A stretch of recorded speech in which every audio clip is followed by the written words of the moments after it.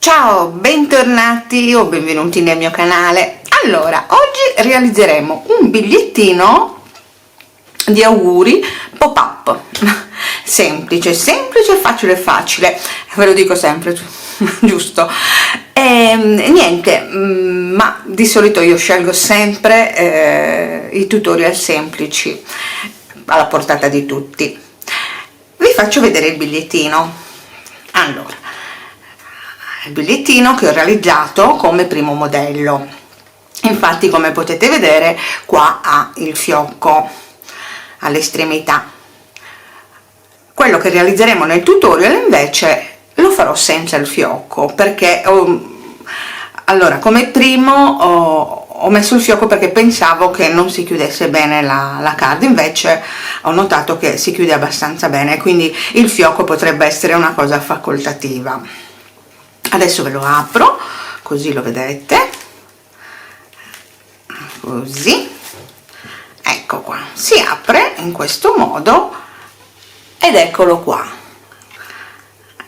Ecco, questo è molto semplice, non è difficile da fare, lo vedrete poi nel tutorial, vedete com'è, così.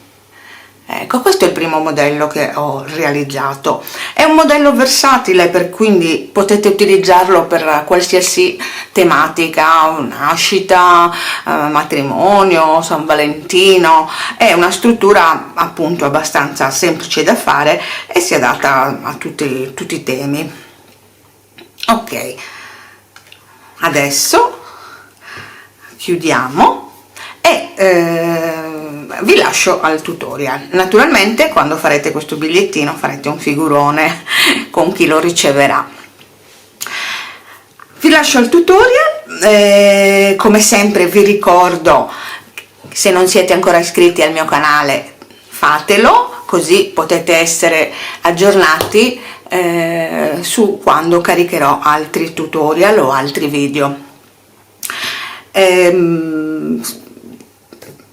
Oltre ad aiutarmi ovviamente a realizzare più video. E niente, vi saluto spero che ne facciate tante di queste card, sono molto carine. Questo è un altro progettino natalizio della serie, e quindi niente, vi lascio al tutorial e mi raccomando non mancate al prossimo video, faremo un altro progettino molto carino, ok? E adesso vi saluto, vi abbraccio, ciao a tutte.